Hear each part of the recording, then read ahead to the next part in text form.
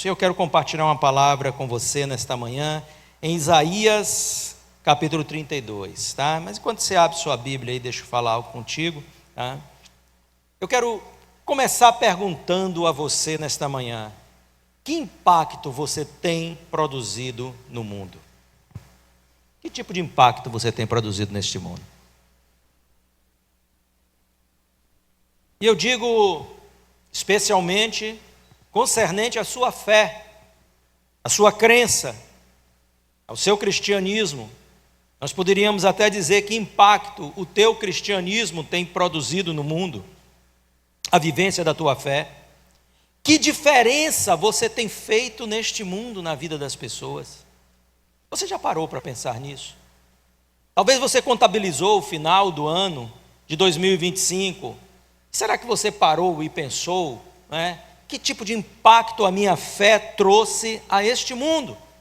A gente contabiliza tantas coisas. O que é que eu fiz financeiramente esse ano? Eu fiz algumas viagens, olha, eu aprendi algo novo, eu estudei algo novo, eu me dediquei a algo novo, o que foi que melhorou na minha vida, no meu relacionamento, na minha casa. Mas sinceramente, você parou um instante e pensou: que diferença eu fiz no mundo neste ano através do meu cristianismo, na vida de pessoas? É difícil às vezes a gente se concentrar nessas coisas, né? Mas desde a conversão, todo cristão precisa e é chamado para promover um impacto no mundo. Talvez você até pense: bem, eu sou uma pessoa de pouco conhecimento, pastor. Eu não gosto muito de conversar sobre as coisas de Deus, porque eu não tenho muito conhecimento e eu tenho medo de falar coisas ou de não saber responder coisas. Você sabe, né, como são essas histórias. Mas será que isso é um limitante? De forma alguma. Nem muito menos para Deus, nem para você, tampouco. Olha, só para você ter uma ideia, essa história, olha que história maravilhosa. Um missionário muito experiente foi servir numa longínqua aldeia no centro do continente africano, tá? Ele desenvolveu uma série de estudos baseados em João 3,16, porque Deus amou o mundo de tal maneira, tal, que vocês conhecem, né? Traduziu no dialeto e pregou, começou ali a trazer ensinamentos, mensagens em relação a este versículo. Depois de 15 dias, falando a esta aldeia, ele foi surpreendido durante a madrugada por um dos nativos daquela aldeia. Foi chamá-lo na sua barraca e disse-lhe que no dia seguinte ele iria viajar para a outra aldeia daquela região para pregar o evangelho. O missionário, zeloso, das coisas de Deus, ficou um pouco receoso e disse para ele: mas você ainda é muito novo, acabou de se converter, e você só sabe um versículo da Bíblia. Você sabe qual foi a resposta daquele homem para o missionário? Ele disse: é verdade, mestre. Professor, estava ensinando. Eu só sei um versículo, mas na aldeia para onde eu vou, eles ainda não sabem nenhum. Você pode compreender isso? Talvez o pouco para você seja muito para outras pessoas. Então nunca diga: eu não tenho capacidade, eu não posso, não tem como. Confie em Deus, e aquilo que você tem aprendido dele vai ser o suficiente para impactar pessoas que estão aí fora. Pessoas precisam ouvir falar de Cristo. Mas eu quero caminhar um pouco com você para trabalhar este tema: que impacto eu tenho tido neste mundo? Qual a diferença que eu tenho feito, ou que a minha fé tem feito neste mundo? A Bíblia nos ensina que nós fomos criados por Deus com um propósito, não é isso? Qual é o propósito original de Deus? Gênesis, eu já chego no texto, tá? Em que eu pedi para vocês abrirem. Gênesis 1:28. Projeta aí, tá aí. Gênesis 1:28, para a turma ver aí. Olha só. E Deus os abençoou e lhes disse, olha lá o texto. Obrigado, Thay. Sejam fecundos, multipliquem-se, encham a terra e sujeitem-na. E aí ele vai falar, tenham domínio sobre os peixes. Olha um propósito que Deus trouxe. O propósito de Deus é multiplicação, queridos. É a expansão. A visão de Deus para a humanidade, desde os primórdios, e obviamente o texto está falando de uma multiplicação numérica, de uma multiplicação de pessoas neste mundo, de povoar o mundo. Mas eu quero também trazer esta aplicação de forma muito assertiva pela perspectiva bíblica, a realidade de nós hoje como filhos de Deus. Deus tem a expectativa de que nós estejamos gerando filhos espirituais e que possamos nos multiplicar, encher a terra e submetê-la à vontade de Deus. É a expectativa de Deus.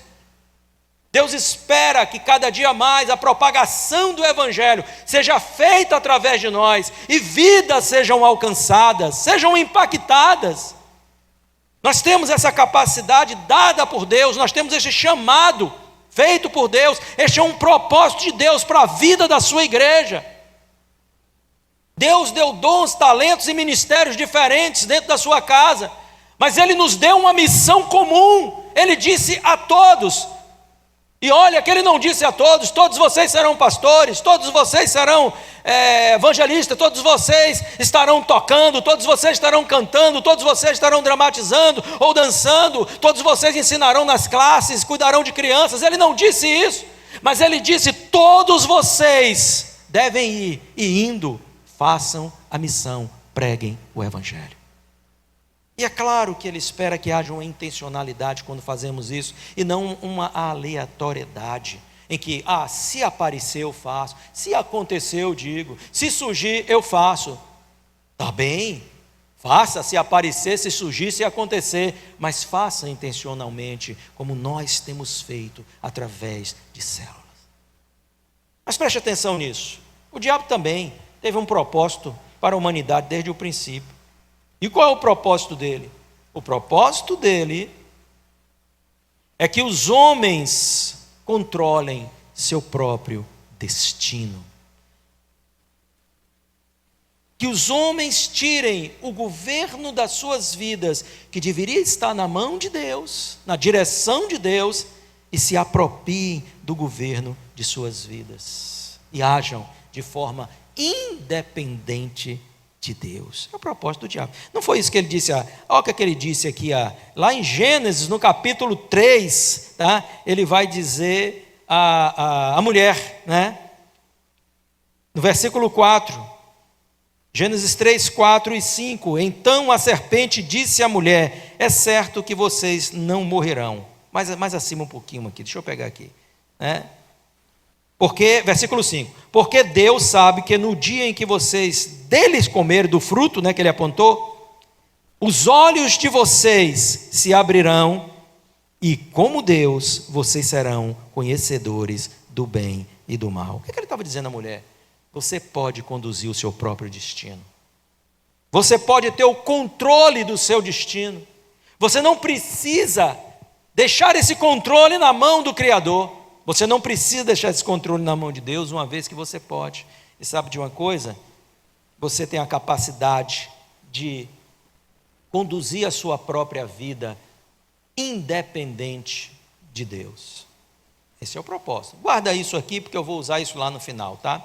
Agora, existem questões básicas da vida que só compreendemos se conhecermos o propósito de Deus para a nossa vida. Entre elas, quais são?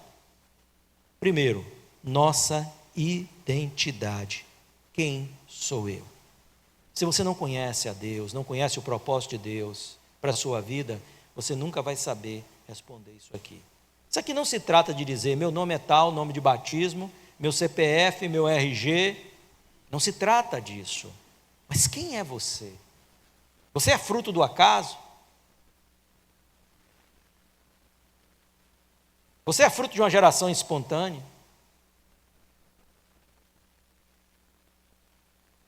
Você é fruto da evolução de espécies? Você é primo do chimpanzé? De forma alguma.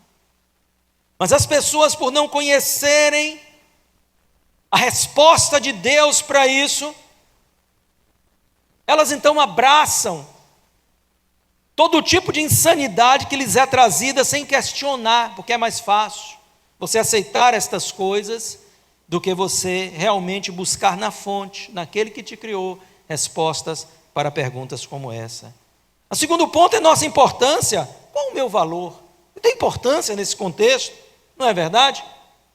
E as pessoas muitas vezes não conhecem coisas como essa. E o terceiro é aquilo que nós estamos trazendo como objetivo principal dessa mensagem: nosso impacto neste mundo. Que diferença eu faço neste mundo?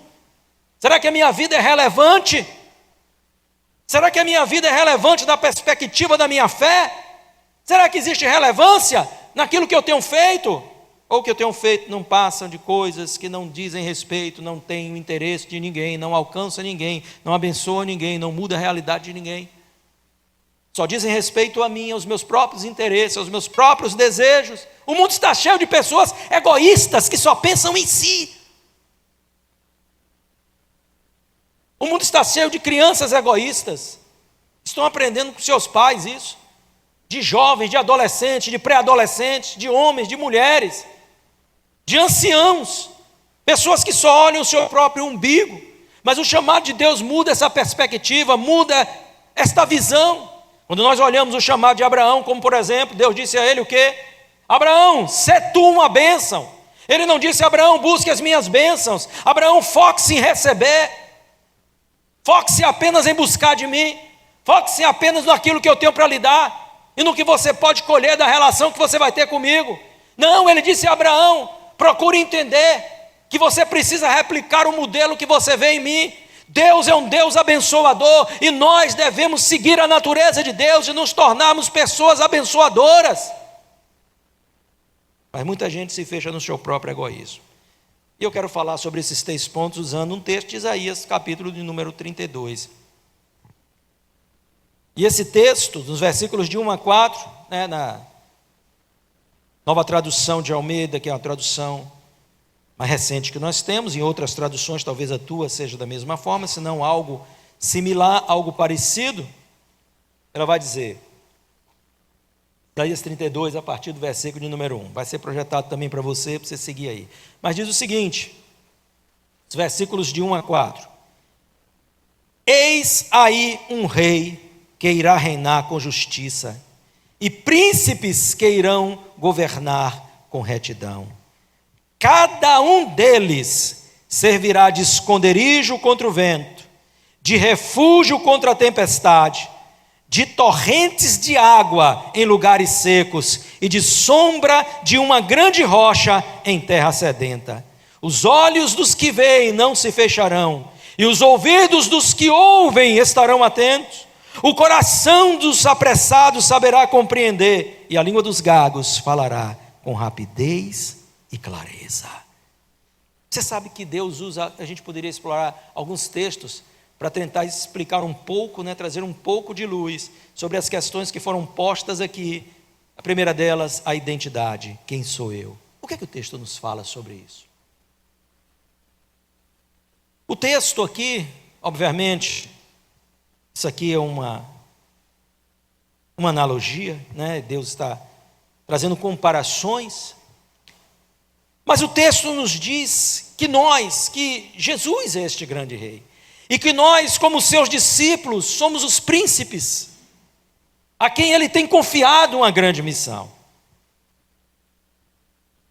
E esse texto esclarece um pouco da nossa identidade.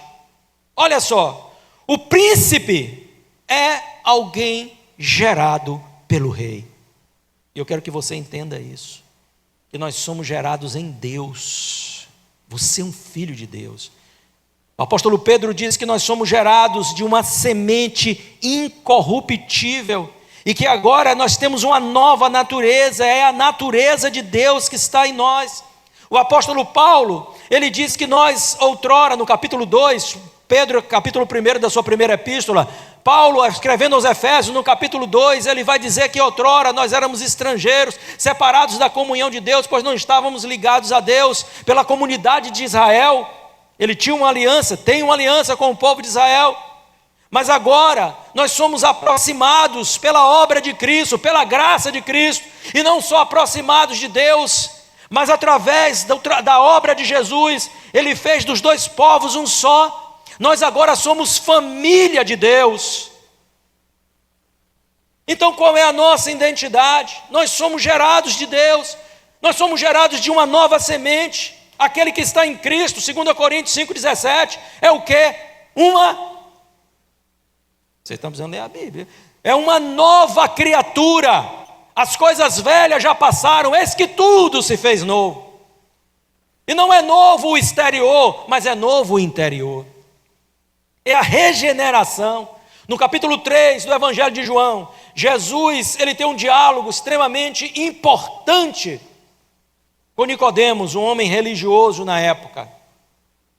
Este homem procurou Jesus e ele tinha uma indagação no seu coração, não é verdade? O que é que eu posso fazer para herdar a vida eterna? Ele não chegou a perguntar isso, mas Jesus entendeu qual era a motivação dele ali, e Jesus vai dizer para ele: ninguém pode herdar o reino de Deus se não nascer de novo.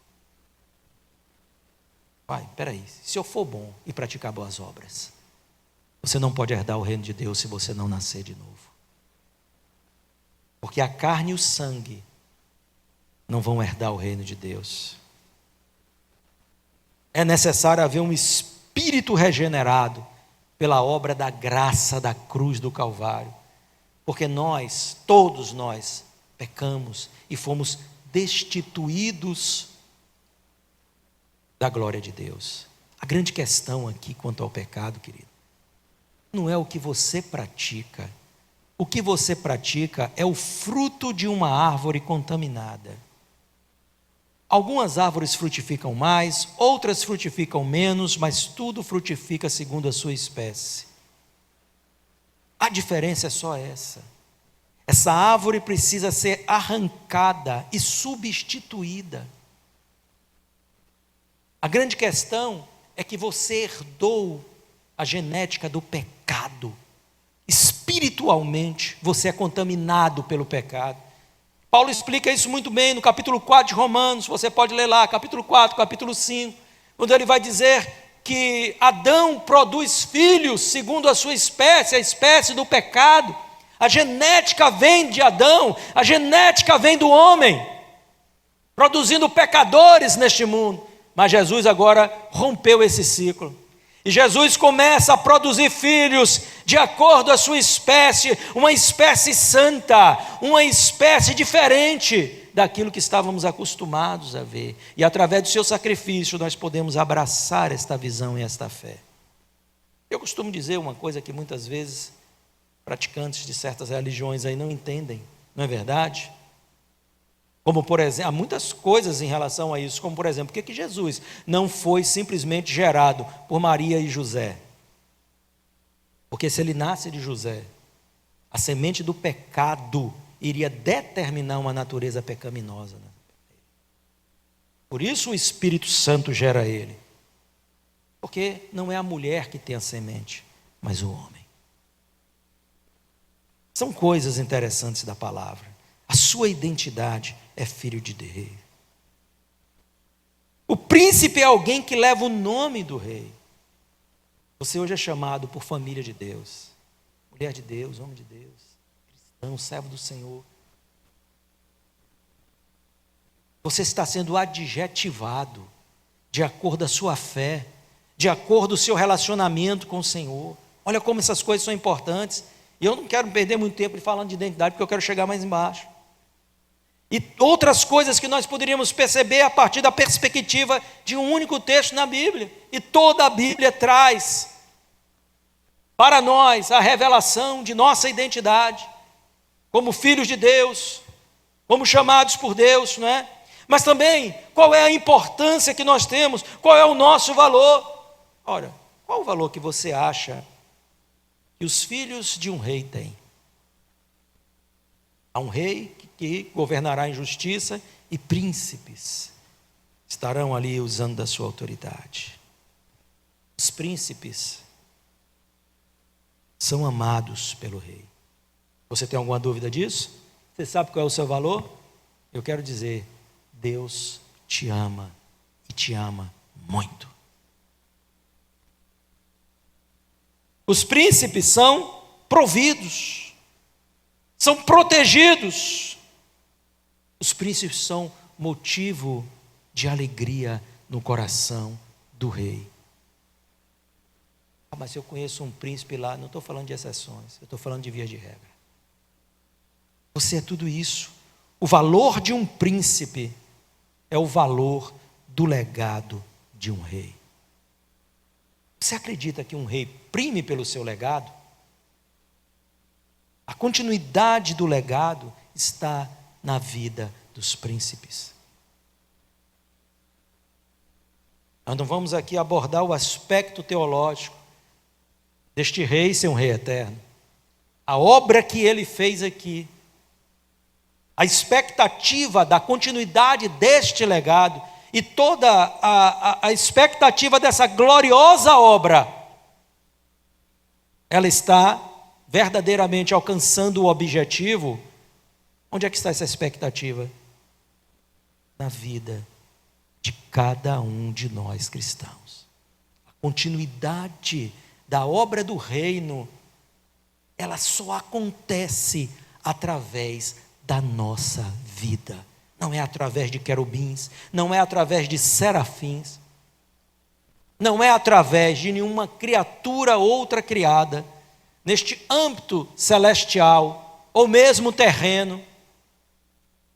Quem dá continuidade ao legado do rei somos nós, o seu povo, a sua igreja, porque a igreja foi confiado esta tarefa. Então você tem um valor muito especial. Nunca perca isso de vista. Mas eu quero chegar aqui, para a gente finalizar, falar sobre o impacto. Que diferença eu faço no mundo? Que diferença faço no mundo? Olha só. O texto de Isaías, ele traz muito esclarecimento para nós, não é verdade? Nós lemos aqui esse texto tão maravilhoso, tão especial. E como filhos do rei, nós aprendemos que somos chamados também para impactar o mundo. Deus nos deu essa missão. Por isso, nossa existência aqui não pode ser uma existência despercebida. Queridos, nós precisamos agir como sal da terra e como luz do mundo. Nós precisamos ser como aquela cidade edificada sobre o monte, a qual ninguém pode esconder a luz. As pessoas precisam ver Cristo em nós. Nós precisamos influenciar as pessoas que estão aí fora. Apesar de não termos o poder de converter o coração delas, nós temos, com certeza, a obrigação e a capacidade de influenciá-las concernente a abrirem os seus corações para o Evangelho, através de nosso testemunho, como por exemplo, através da pregação da palavra, através da nossa, de nos colocarmos nas mãos do Senhor, da nossa vida, do serviço que prestamos ao grande rei. Então nós precisamos nos ater a isso, precisamos prestar atenção a essas coisas. O texto traz essa analogia, que indica a diferença que devemos fazer neste mundo como filhos de Deus e discípulos de Cristo. Segundo o texto, do que depende nosso impacto no mundo. Aí o texto vai falar. Eu separei algumas coisas breves aqui para a gente correr. Nosso impacto neste mundo depende, em primeiro lugar, segundo o texto, do exercício da autoridade divina, pois nossa autoridade é espiritual e não natural. Isso aqui não está em ordem de prioridades, apenas de uma ordem pelo texto, tá? E ele diz assim, olha, sobre nossa autoridade, e príncipes que irão governar. Príncipes que irão governar.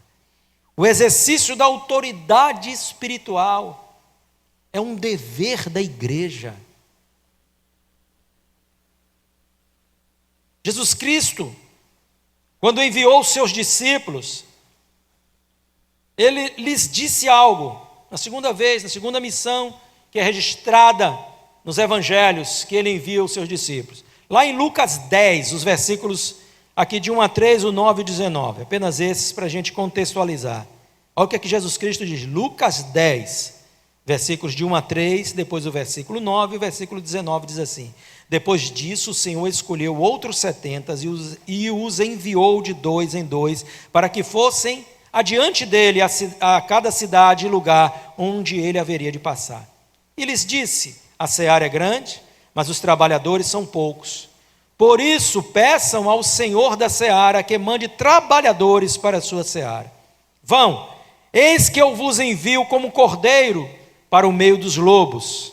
Versículo 9. Curem os doentes que nela houver, e digam ao povo dali: o reino de Deus se aproximou de vocês.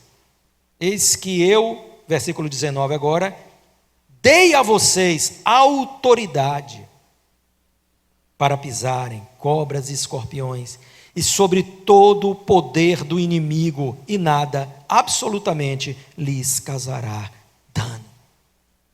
Deus nos confiou, nos revestiu com essa autoridade, para que nós pudéssemos alcançar as vidas que estão oprimidas aí fora, e proclamar a libertação de Cristo.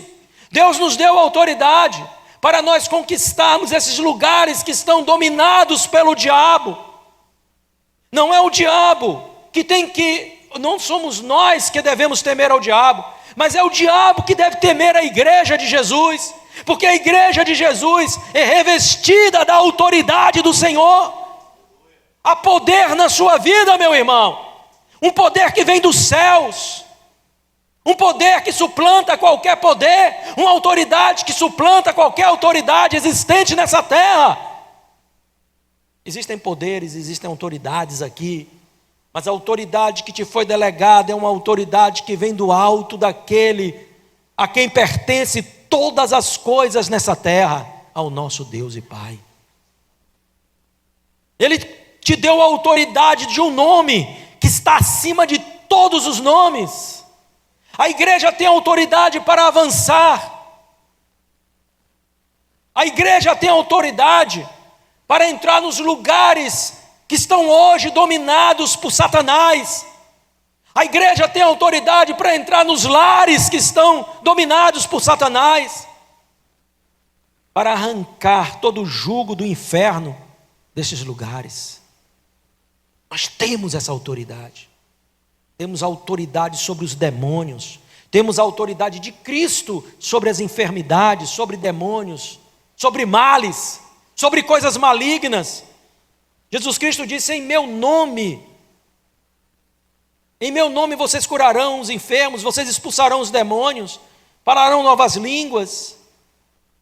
Até se beber alguma coisa mortífera em meu nome, isso não lhes fará dano algum. E a Bíblia diz que quando eles saíram e começaram a propagar o Evangelho, o Senhor corroborou com eles, com os sinais que o seguiam. A igreja tem autoridade, é revestida de autoridade.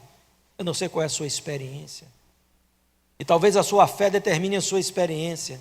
Talvez a sua pouca experiência com essas questões é exatamente porque você não desenvolveu fé nisso, e você se anulou a um aspecto da palavra de Deus. Eu vejo por aí pessoas dizendo: essas coisas foram para o início da igreja. Tolice, onde é que isso está escrito? E o que é que nós vamos falar de tantas experiências extraordinárias, com o poder de Deus fluindo na vida das pessoas? Eu tive experiências maravilhosas em minha vida, de ver o Senhor libertar, curar. Isso é tremendo, irmãos, e algo que devia ser corriqueiro a nós. Expulsar um demônio ou orar por um enfermo. Mas essas coisas se distanciaram de nós, porque é mais fácil dizer, ficou para o passado, do que buscar a presença de Deus e nos encher de Deus para fazer a obra do Senhor. É assim ou não é? Então, olha só, nosso impacto neste mundo depende do exercício da nossa autoridade, porque sem autoridade você não faz nada, absolutamente nada. Alguém vai à sua casa ele só tramita nos ambientes que você permite, porque ele não tem autoridade ali. Você trabalha em uma empresa, sabe o que acontece? Você interage nos ambientes que te foram delegados, você não passa dali. Eu não posso chegar na prefeitura de Salvador e dizer, eu quero fazer um decreto aí. As pessoas vão rir de mim. Mas esse sujeito é doido. Você não tem autoridade para isso. Só quem tem autoridade para isso aqui é o prefeito da cidade. Então você não vai fazer nada. Você entende isso? Ah, mas eu sou fulano de tal. E o que importa? Nós só podemos fazer se tivermos autoridade. E Deus nos deu autoridade. Nosso impacto neste mundo depende de retidão. E príncipes que irão governar com retidão. Ou seja, nosso impacto neste mundo depende da integridade da nossa conduta e dos nossos relacionamentos. Você entende isso? Se não houver integridade na sua conduta, você não vai impactar o mundo. Mas eu falo de Jesus, você fala dos céus e vive o inferno. Quem vai dar crédito ao que você fala? Você fala de Deus, mas age como o diabo. Quem vai dar crédito ao que você fala? Você fala da verdade, mas pratica mentira.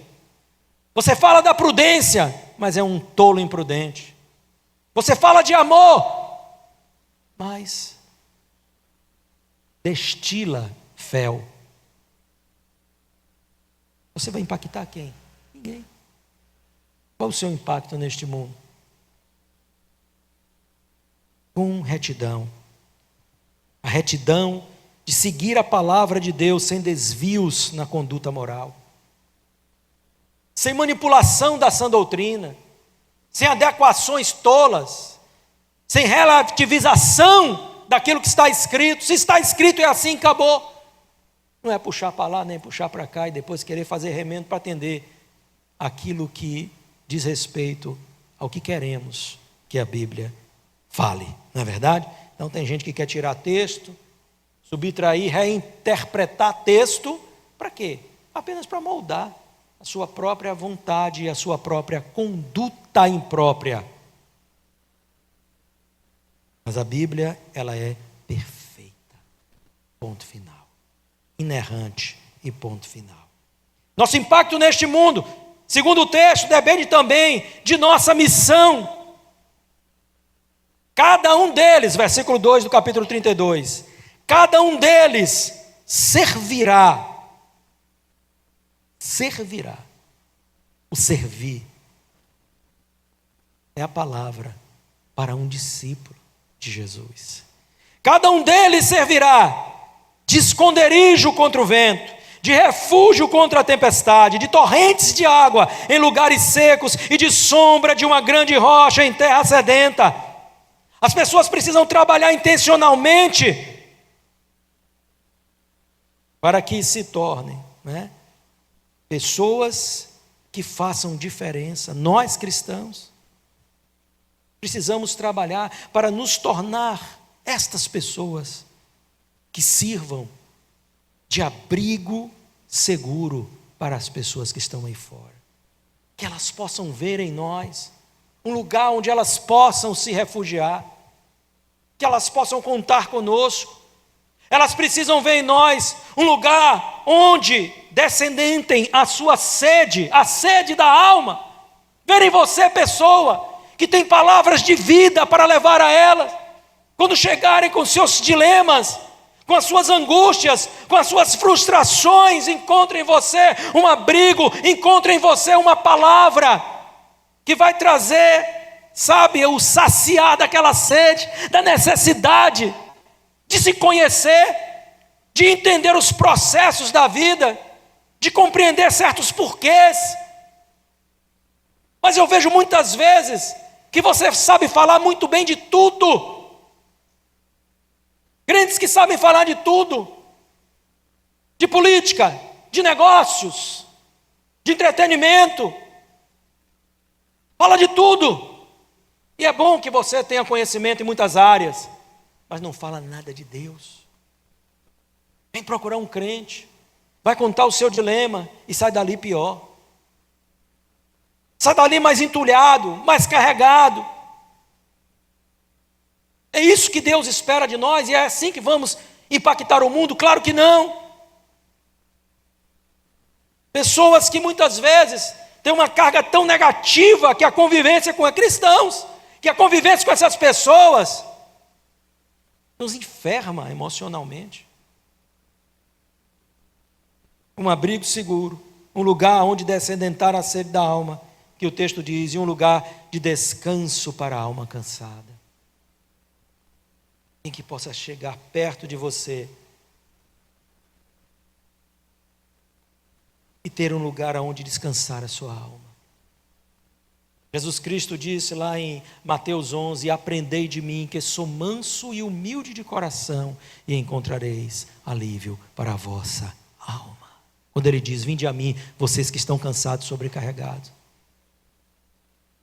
A pessoa só vai encontrar descanso para a alma quando nós manifestarmos as virtudes que há em Cristo. O que é que ele disse? Eu sou manso e humilde de coração.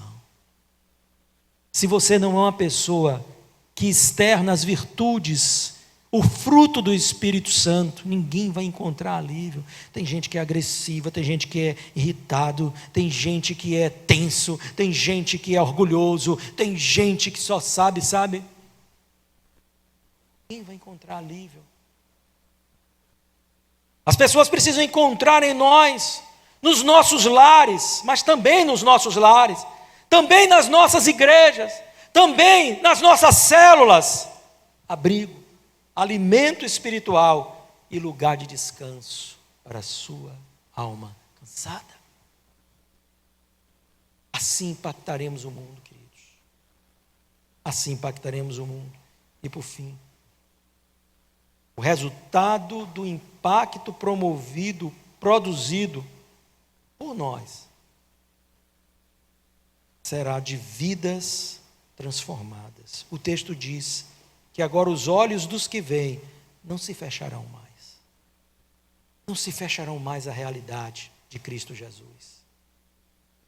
Os ouvidos dos que ouvem, eles estarão atentos às palavras de vida eterna. Os olhos verão, os ouvidos ouvirão e estarão atentos e estarão prontos a receber.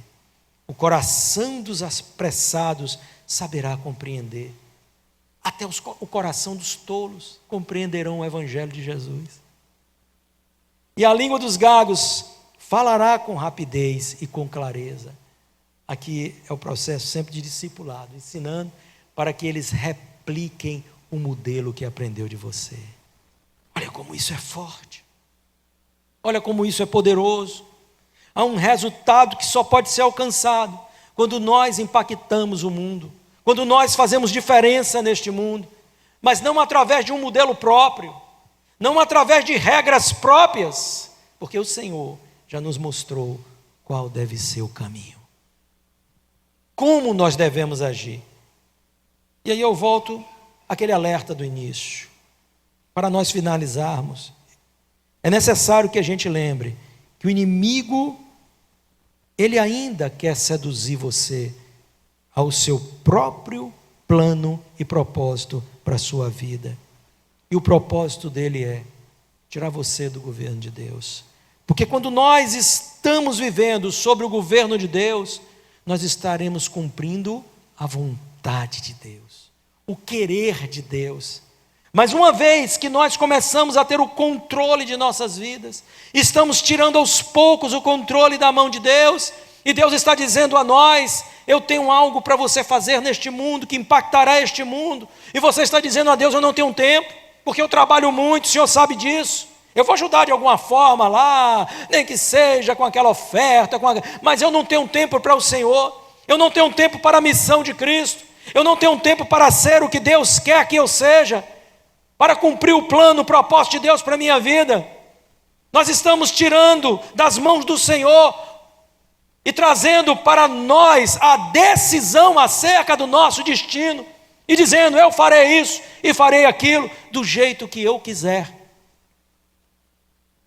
Estamos nos escondendo atrás de muitas capas, estamos nos escondendo atrás de muitas desculpas, mas nada passa despercebido aos olhos do Pai.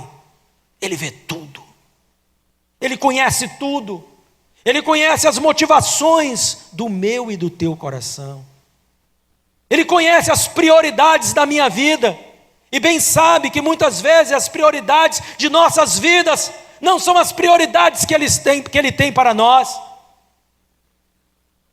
E sabe também que muitas vezes nem mesmo Ele é a prioridade da nossa vida.